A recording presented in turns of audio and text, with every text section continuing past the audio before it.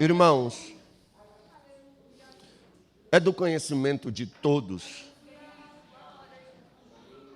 que o livro de Cantares de Salomão, ou o livro dos Cânticos, ou Cânticos dos Cânticos, é um livro poético, é um romance escrito pelo filho de Davi, Salomão. O livro de Cantares, juntamente com o livro de Esther, são os únicos dois livros da Bíblia Sagrada que você pode lê-los, que você não vai encontrar a palavra Deus, nem Senhor, nem Jeová, Yahvé, Espírito Santo, nem Jesus Cristo, nem Espírito do Senhor, nenhum nome que se atribui à Trindade Santíssima, o Pai, o Filho e o Espírito Santo, estão registrados nesses dois livros. Porém, se eles estão aqui, eles são inspirados, porque a Bíblia diz que toda a Escritura é divinamente inspirada pelo Espírito Santo de Deus. Embora o livro de Esther, a palavra mais espiritual que nós vamos encontrar lá é jejum, e a gente sabe que o povo de Deus não jejuma para outro Deus, a não ser o Deus Todo-Poderoso. A gente entende que, de fato, aquele jejum foi proclamado a Deus, até porque Deus deu vitória ao seu povo. Porém, não existe a palavra Deus no livro de Esther, e também não existe a palavra Deus no livro de Cantares. O livro de Cantares é simplesmente um romance. Nós sabemos que Deus, quando Davi orou após o seu pecado, se arrependeu fortemente. Davi, ele perde o seu filho no meio de um jejum. Davi está orando para Deus ter misericórdia e poupar a vida de seu filho. Davi está 7 dias sem comer, sem beber nada, e Deus toma para si o seu filho. Davi se levanta, toma um banho, se veste, e todo mundo fica admirado. Mas como assim? Ele estava em oração, em jejum, agora o seu filho morreu, ele levanta. Davi simplesmente diz: enquanto havia vida, havia esperança. Agora morreu, não tem mais o que fazer. Vida que segue. E Davi segue a sua vida. Certa feita, Davi tem no coração o desejo de construir um templo para Deus. E Davi chama o profeta Natã e diz: Natã, eu quero construir um templo para Deus. Eu habito em um palácio, não sou digno disso. Quero que a presença do meu Deus tenha um templo maravilhoso, extraordinário. E Natã olha e diz: tudo bem, Davi, a ideia é boa, pode fazer. Só que Deus brada dos altos céus e diz: Natã, volta lá e diga para Davi que ele não vai construir templo, porque as mãos dele são sujas de sangue inocente. Mas diga a ele para não se entristecer, porque o seu filho Salomão vai reinar em seu lugar, e este vai construir um templo para mim. Então, a palavra é destinada que Salomão reine, mas a Bíblia diz que Adonias, o seu irmão, tenta reinar em seu lugar. E Salomão tem misericórdia, tem piedade, e não mata em primeira instância pela questão que o que ele faz. Ele seria digno de morte, querendo tomar o trono do seu irmão, que já era prometido por Deus, mas o seu irmão, em primeira instância, até poupa a vida dele, porque Salomão queria paz. Então, Salomão assume o reinado, assume o governo, e Deus lhe aparece em sonhos e lhe faz uma pergunta que todo crente queria receber: o que queres que eu te faça? Salomão não vai pedir riqueza. eu acredito que eu pediria. Salomão não vai pedir uma boa casa, um bom carro. Salomão não vai pedir uma cadeira de destaque. Salomão não vai pedir nada para seu uso próprio. Antes ele vai dizer: Senhor, eu quero sabedoria para prudentemente eu conduzir o seu povo. Aí Deus se agrada de pedidos humildes. Aleluia. Dá para ver que ele já tinha sabedoria nesse pedido. Mas Deus vai acrescentar mais. Deus vai dizer: Salomão, por quanto não me pediste ouro, não me pediste prata, eu vou te dar ouro, vou te dar prata, e enquanto tu me obedecer, tu vai reinar em paz. Haverá paz no seu reino. E a sabedoria de Salomão foi encantadora, a ponto da rainha de Sabá sair de sua nação para vir contemplar. Ela ouve lá do outro lado a sabedoria de Salomão, o que Deus fazia com Salomão, e Salomão logo prova essa sabedoria. Porque todo rei, lembra do cego Bartimeu? O grito dele era: Jesus, filho de Davi, tem compaixão de mim. Por que ele gritava Jesus, filho de Davi? Porque ele faz com que Cristo, que era de fato de uma linhagem real, seja reconhecido como um rei. E todo rei tinha um período de atender o pedido das pessoas, de ouvir as pessoas e julgar as causas delas. Por isso, Bartimeu vai dizer: Jesus, filho de Davi. Ou seja, ele está reconhecendo o reinado de Cristo. E Cristo não resiste para e manda chamá-lo. Todo rei tinha um período de resolver os problemas das pessoas. Só que, já no início do governo de Salomão, trouxeram para ele um problema que eu acredito que eu não resolveria, você não resolveria, só tendo a sabedoria de Deus mesmo para resolver um problema daquele. O que foi que aconteceu, pregador? A Bíblia diz que duas mulheres que moravam juntas deram à luz a crianças, e uma dorme por cima de sua criança e a mata sufocada. Quando ela vê que o neném está morto, ela vai sem fazer barulho e troca as crianças. Quando a mãe do menino vivo acorda e vê seu filho morto, ela olha e a mãe reconhece o seu filho. A Bíblia diz: pode uma mãe que amamenta se esquecer do filho que ama? É quase impossível, mas se esquecer, o Senhor não nos esquece. Aleluia. Isso é uma palavra profética a nosso respeito. Mas é praticamente impossível uma mãe esquecer do filho que amamenta. Então, quando ela acorda, ela diz: opa, esse menino não é meu. Ela é sim. Ninguém mandou você ser descuidada e deitar por cima de seu filho. Levam esse caso para Salomão resolver. Salomão, quando está diante daquilo, todo mundo olhando, rei novo, filho de Davi, todo mundo esperando o que ele vai fazer, como ele vai executar. É algo difícil de se fazer. Aí ele olha, qual é o problema? A mãe do menino vivo olha e diz: olha, essa mulher deitou por cima da criança dela, filho dela morreu e ela astutamente trocou e me deu a criança morta. A outra começa a dizer: essa aí é mentirosa. E a bagunça vira, ela está mentindo, o filho dela morreu e agora ela quer o meu. Aí o rei sabiamente olha para todo mundo, fica em silêncio, olha para um soldado e diz: dê-me a sua espada, traga a criança viva, cortarei ela no meio e dou um pedaço para uma mãe, um pedaço para outra, e problema resolvido. A verdadeira mãe olha e diz: não, não precisa fazer isso, pode deixar ela criar um menino. A falsa mãe diz: não, corta mesmo a criança no meio. Aí Salomão pega o menino e fala: essa aqui que pediu para outra deixar criar a criança é a verdadeira mãe.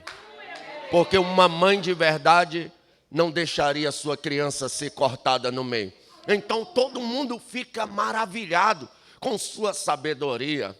Há quem diga que Salomão resolveu 7 enigmas incríveis, mas um deles está registrado na Bíblia. A rainha de Sabá, quando ouve a fama de Salomão, ela viaja e vem ver a sabedoria de Salomão.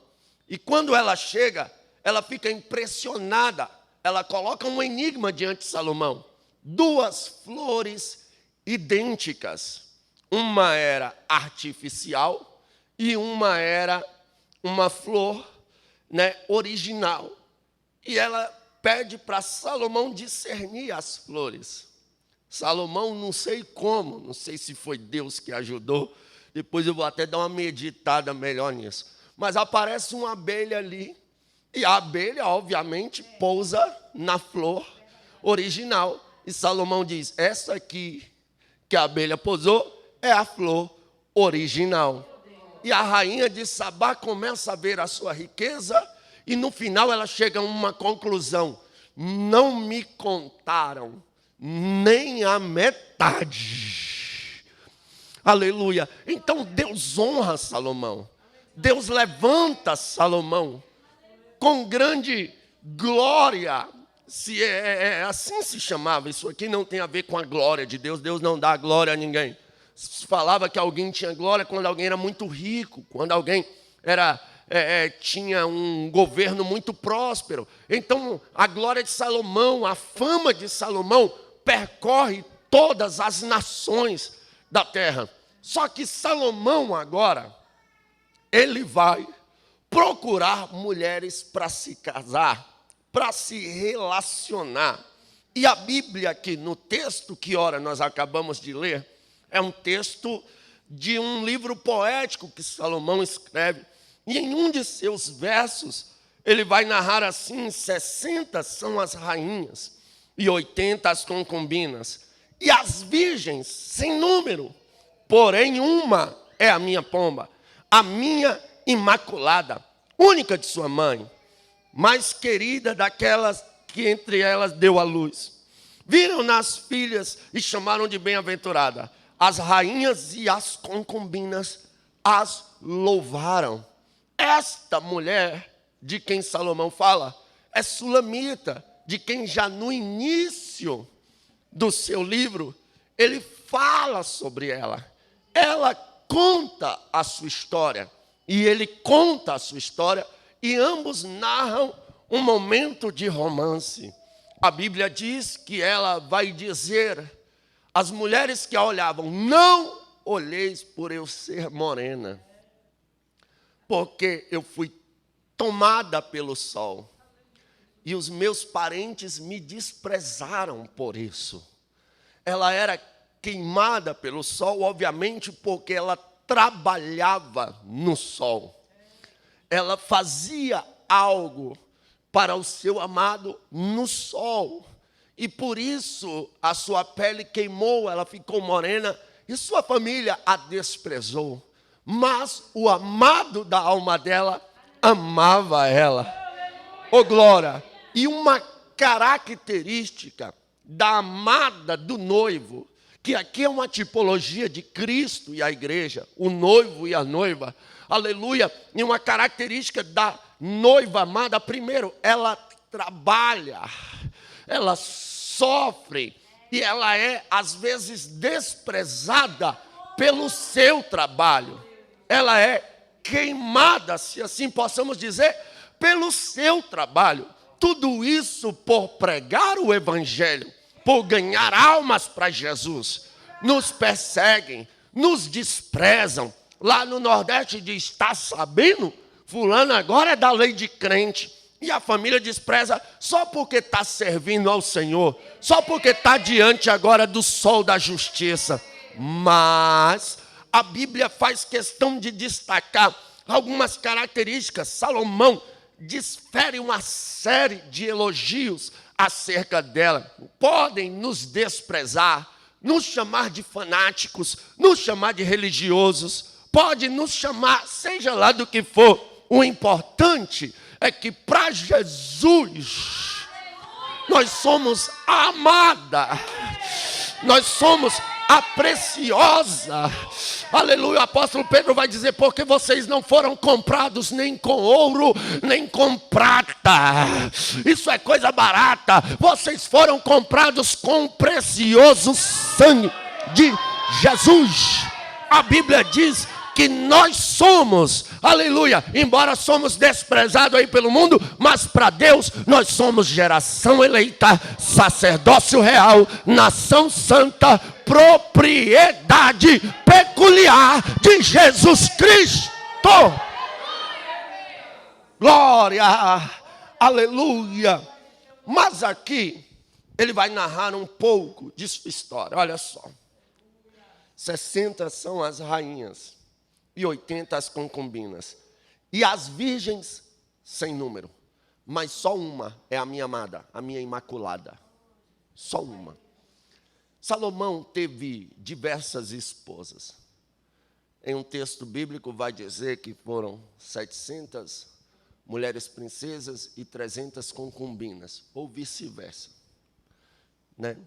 300 princesas e 700 concubinas, uma dessas. E ainda sulamita. Então o cabra se envolveu com 1001 mulher. Eu não sei como ele deu conta. O cara se relacionar com 1000 mulheres, ele é muito louco. Uma só tira o meu juízo. Mas eu te amo, tá, Natália? Pensa o cabra se relacionar com 1000 mulheres. 1000 sogras. Sangue de Jesus tem poder. Salomão.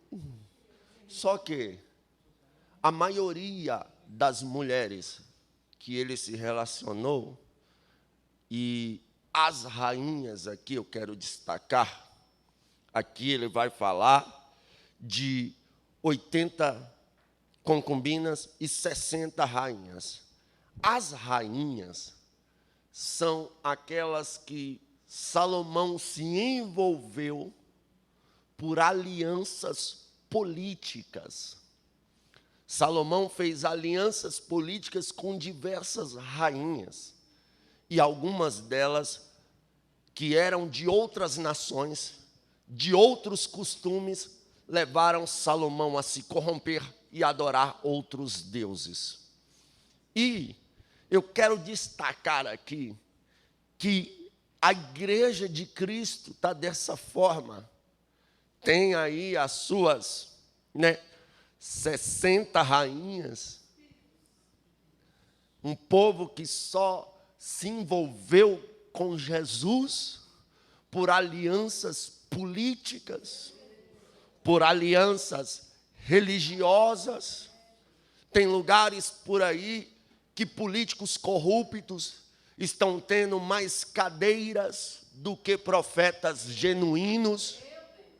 Igrejas que se venderam para o sistema, igrejas que se aliançaram com este mundo, igrejas que se relacionaram por alianças de poder, por alianças de cadeira, por alianças de governos, líderes que não têm interesses em almas. Eles estão interessados em cadeira. Aleluia!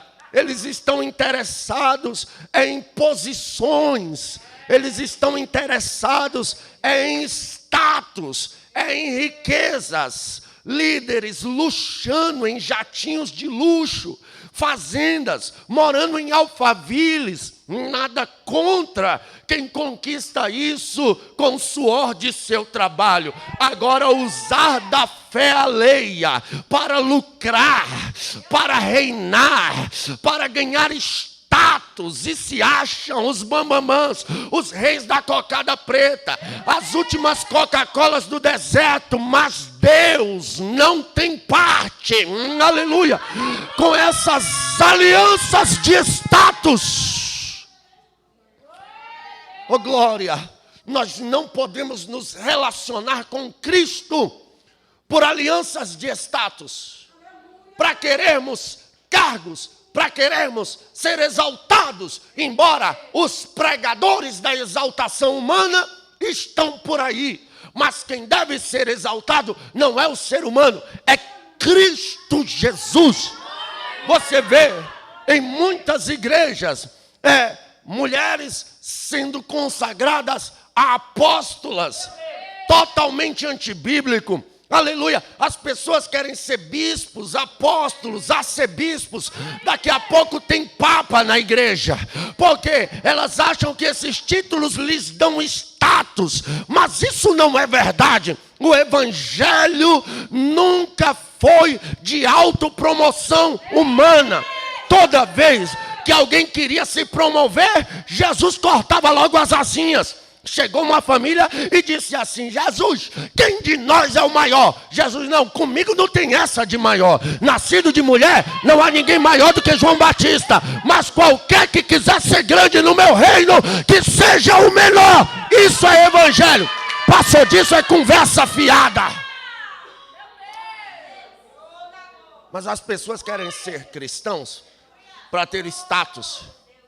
Eu lembro que alguém disse a mim: eu vou ser um pregador, vou pregar nos Gideões e depois disso eu vou estourar. Eu falei: para com essa mentalidade pequena. Se Deus quiser levar um pregador nos Gideões, Ele leva. Deus ainda tem o controle de tudo. Mas o objetivo de alguém ser um pregador não é esse. Aleluia, o objetivo de alguém ser um pregador é para pregar e resgatar as almas que estão morrendo e indo para o inferno.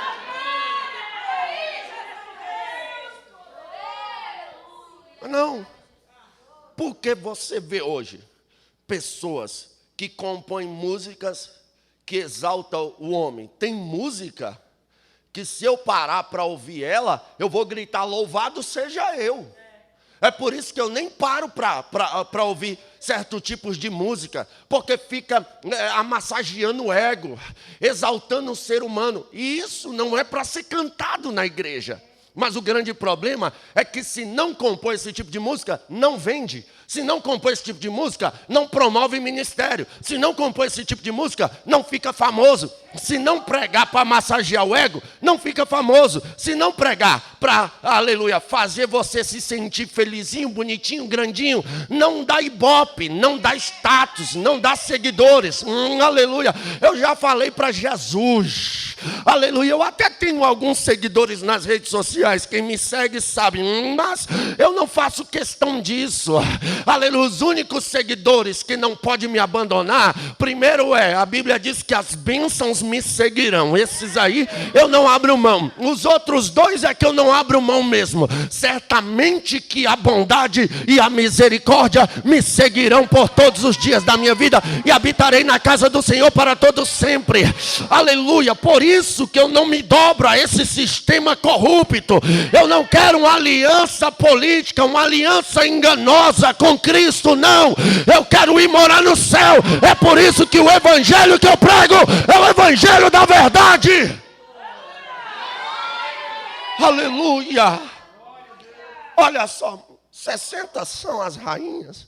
O que tem de gente se comportando como as rainhas que se envolveram com Salomão?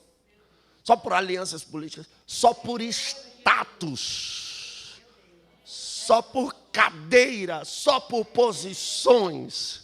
Mas a Bíblia também diz que 80 são as concubinas. Aumenta já o número, né? 60 as rainhas, 80 as concubinas. E quem são as concubinas? Eram aquelas que o rei somente tinha um momento de prazer com elas. E a maioria delas, Salomão só teve um momento uma vez e nunca mais viu ela. E esse tipo de crentes que se envolvem com o noivo é aqueles que só querem um momento de prazer. Eles só querem uma bênção. Eles só aparecem nos cultos de campanha. Eles só aparecem nos cultos da prosperidade. Eles só aparecem nos cultos das portas abertas. Nos cultos de ensino, ninguém vê eles. Nos cultos de libertação, ninguém vê eles. Por quê? Porque eles só querem bênção, só querem vitória. Eles só vão nas igrejas que só prega riqueza, carro, fazenda, dinheiro, que diz que alguém vai ser empresário. Só querem receber as custas do evangelho. Só querem ser abençoados, só querem prazer, não querem sofrer pela causa do evangelho. Não querem carregar a cruz de Cristo. Só querem um momento. Só querem participar de um culto, ser cheio. Só querem receber uma oração. Orar que é bom, nada. Mas não pode ver um profeta que está, ora por mim, ora por mim, ora por mim. Até paga para os gurus aí, porque está cheio de guru gospel, né, que recebe propina para ficar orando pelas pessoas. Irmão, quem cobra por uma hora de oração é um louco. O lago de fogo espera ele. De graça receber, de graça dai.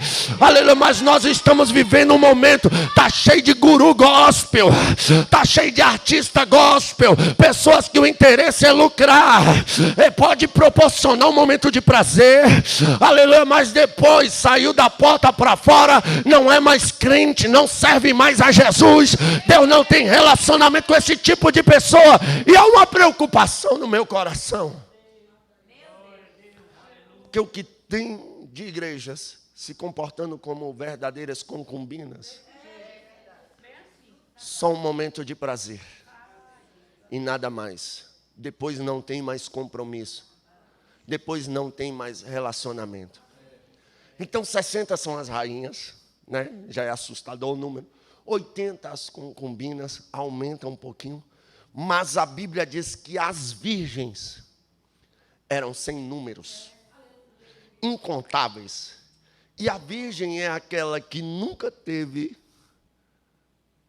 uma intimidade, nunca entrou no quarto,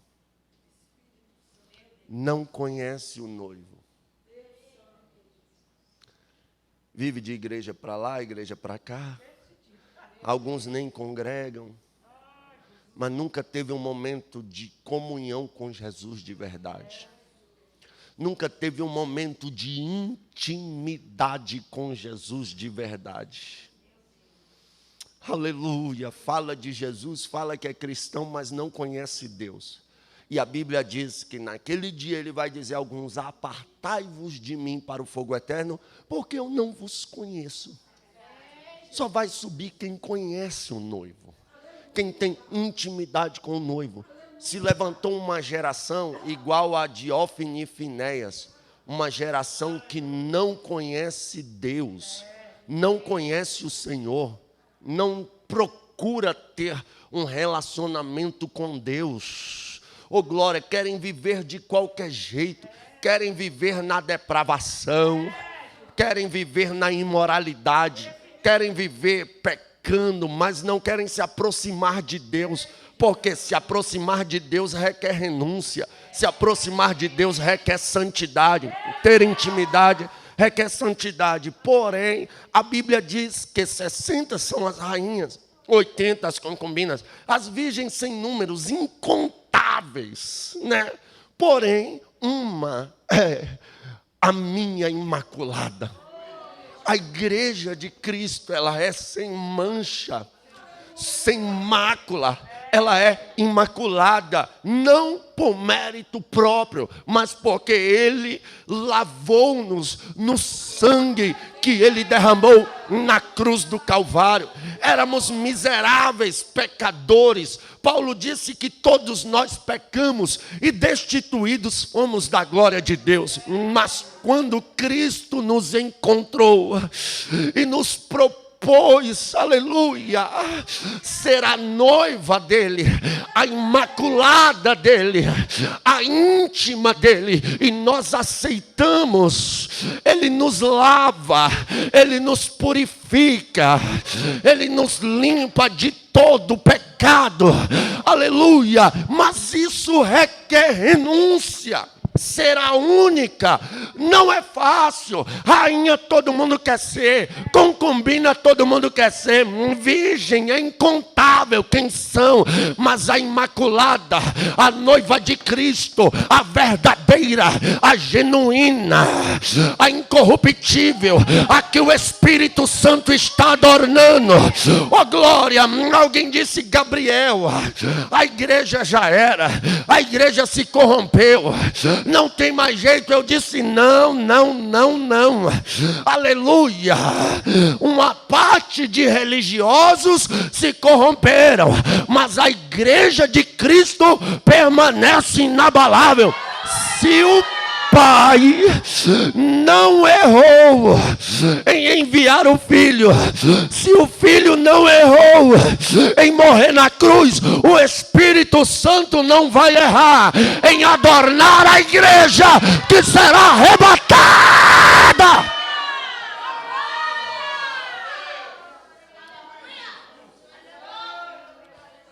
Esses dias eu falava com minha esposa.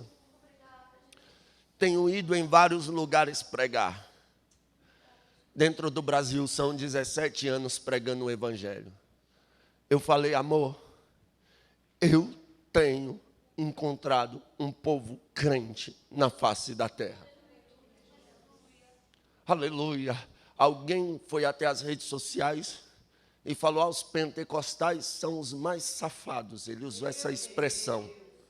Eu falei: como assim? O cara pega aí, se a gente for olhar para os escândalos, deve ter aí umas 60 aqui rainhas, umas 80 concubinas no máximo. É claro, isso é uma metáfora, né? Eu acho que não chega nem isso tudo, os que estão promovendo grandes escândalos por aí. Aí ele pega essas pessoas e põe elas como representantes da igreja. Ele olha para essas pessoas que estão causando escândalo e fala: são os mais profanos. Não dá para aceitar. Eu não fico calado com isso.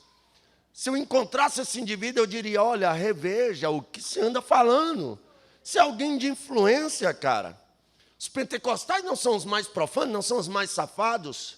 Você está olhando para um número que não chega nem a 80 pessoas. Nem se chegar a 50 é muito, e está fazendo eles como representante de nós? Não. Só no meu campo tem pelo menos 80 irmãs de ciclo de oração que me representam. Se você chegar aqui, tem muito irmão aqui que nos representa. Se você andar pela igreja do Brasil, tem muito crente aí imaculado, tem muito crente aí fiel às escrituras, tem muito crente aí que gosta da palavra, tem muito crente aí adorando a Deus em espírito e em verdade. Esses nos representam. Então, cuidado. Uma é a imaculada, é a minoria, e Jesus nunca deixou claro que seria a maioria. Nunca. A Bíblia diz que espaçoso e largo é o caminho da perdição, e muitos são os que entrarão. Aí a Bíblia diz que apertado é o caminho que conduz aos céus, e poucos entrarão. A Bíblia diz que muitos são chamados, mas poucos são os escolhidos. A Bíblia diz que o amor de muitos esfriaria, dos poucos não. Então entenda, a igreja, ela é minoria? Porém ela é inabalável. E eu não quero ser parte da maioria. São aí 60 as rainhas, 80 com as virgens sem números. Mas só uma é a imaculada. Só uma é a lavada e remida. E é dessa que nós temos que fazer parte. Quantas virgens não foram selecionadas para o rei Assuero escolher? Mas quando o guarda que cuidava delas viu Esther, a Bíblia diz que ele teve um cuidado maior com Esther do que as demais virgens. Ou seja, o guarda reconheceu que era Esther imediatamente. Assim é o Espírito Santo, ele cuida do mundo inteiro, cuida, mas o cuidado maior dele é com a igreja, porque ele já identificou. Aleluia. Lembre-se disso aqui. O dia que você peca em paz, você já não faz mais parte da igreja. Por que algumas moças conseguem vestir roupas sensuais, postar fotos sensuais em suas redes sociais, e você não consegue? O Espírito Santo não deixa. Por que alguém consegue casar, separar, como troca de roupa, ele troca de esposa? E você não consegue, porque o Espírito Santo não deixa. Por que pessoas conseguem falar palavrão constantemente e você não consegue? Pessoas conseguem mentir, passar os outros para trás, e você não consegue. Você não consegue ser grosseiro com as pessoas. Você não consegue maltratar. Por quê? Porque o Espírito Santo não deixa. Ô glória, e quando a gente comete algum erro, a gente fica mal. O sentimento é de morte, a gente quer morrer. Por que isso? Porque nós somos a imaculada. Nós somos a inabalável. Alguém olha e fala, fulano quer ser santo demais. Fulano quer ser crente demais. Quer dizer que eu tenho que ser profano demais? Quer dizer que eu tenho que ser imoral? Eu tenho que buscar a santidade mesmo. A Bíblia diz, quem é sujo, suje-se mais. Mas quem é limpo, limpe-se mais. Então a igreja de Cristo, ela deve permanecer imaculada. Se manchou as vestes, lava. Filhinhos, essas coisas vos escrevo para que não pequeis. Mas se pecar, temos no céu um advogado, Jesus Cristo justo. Ele é o sacrifício pelos nossos pecados, não só dos nossos, mas de todo o mundo. Quem quiser, a proposta de salvação está aberta. Basta vir e entregar a vida para Cristo, que Ele vai nos lavar, vai nos remir, vai nos santificar. Aleluia, pelo seu Espírito, porque é o Espírito que nos convence do pecado, da justiça e do juízo. E eu termino esse sermão com uma pergunta: a que classe eu faço parte? As rainhas? As concubinas? As virgens? Ou a única, imaculada? Aleluia! Salomão desfere uma série de elogios. Aleluia. Olha só o verso 13, ele fala, volta, ó Sulamita. Volta para que nós vejamos. Porque olhais para a Sulamita como olhar para as fileiras do exército. E se você me ouve, ou se você me assiste, e você sabe que faz parte da Imaculada, da noiva de Cristo, mas as lutas da vida, as provas, talvez até as bênçãos, porque duas coisas afastam o crente: prova e bênçãos. Tem crente que Deus dá só o pão de cada dia para ele ir morar no céu. Tem gente que Deus vê que ele suporta, Deus abençoa ele. Mas tem gente que pede um carro para Jesus, para fazer a obra, Deus dá um carro para ele, ele agora não vai mais para a igreja, só vai para as festas. Abandona Jesus. E talvez você me assiste, me ouve aqui hoje, e você se afastou, mas o verso 13 diz, volta, ó Sulamita. Isso é palavra do noivo, aleluia. Você está aí onde está agora, mas faz parte da Imaculada. Enquanto há vida, há esperança.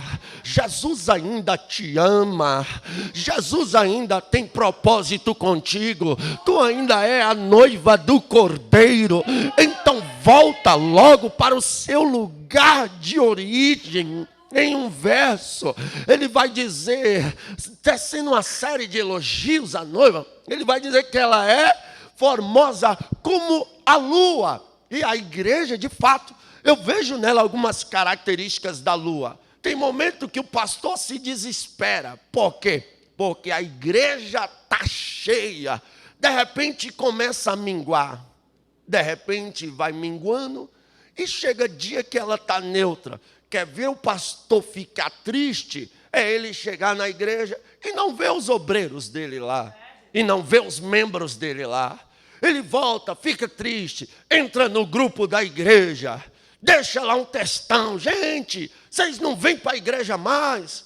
A gente traz pregador de fora, e vem os de fora e vocês não estão lá.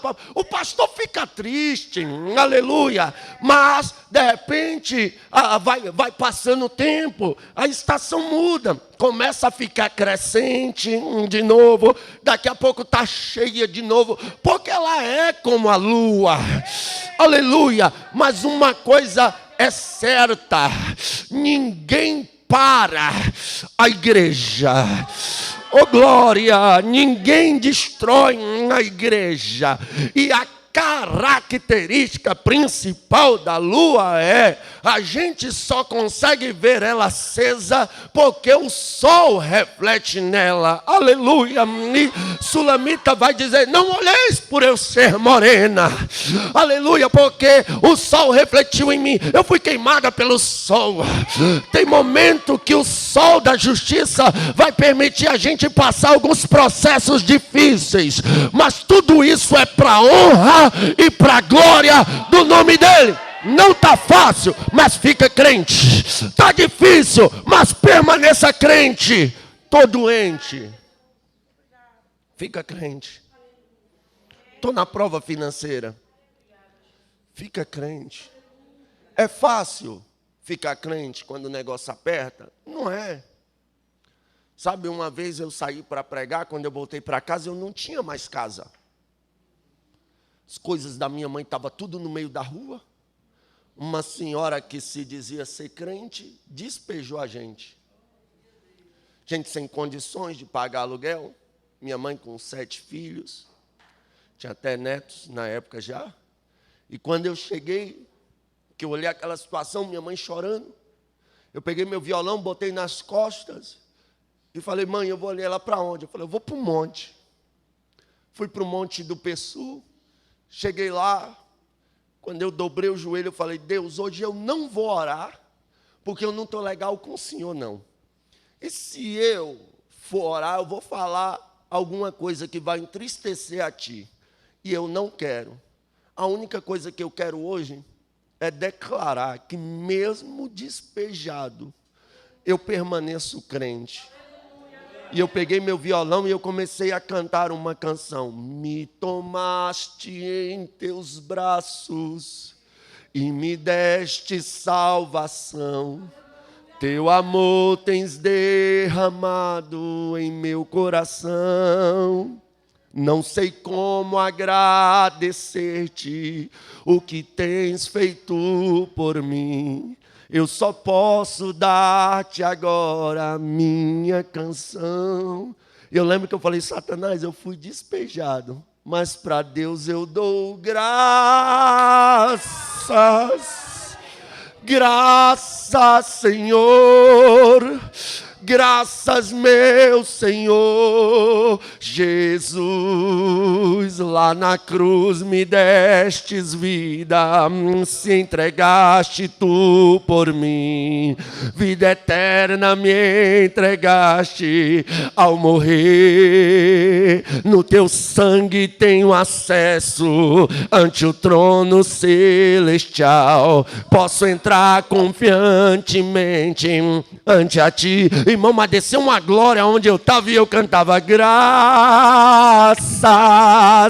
graças, Senhor, graças, meu Senhor Jesus. É fácil cantar no vale? Não é. Tem uma amiga minha, missionária, Valdirene, ela diz que quando está na prova, ela canta logo 50 hinos da harpa, e se o negócio estreitar, ela canta mais 50, aleluia. E crente tem que ser assim: está difícil, adora. Está derramando lágrima, adora.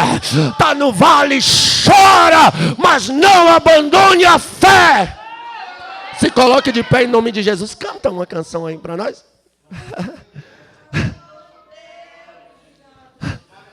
Vou dizer agora, igual os babilônicos: cante-nos uma canção daquelas de Sião.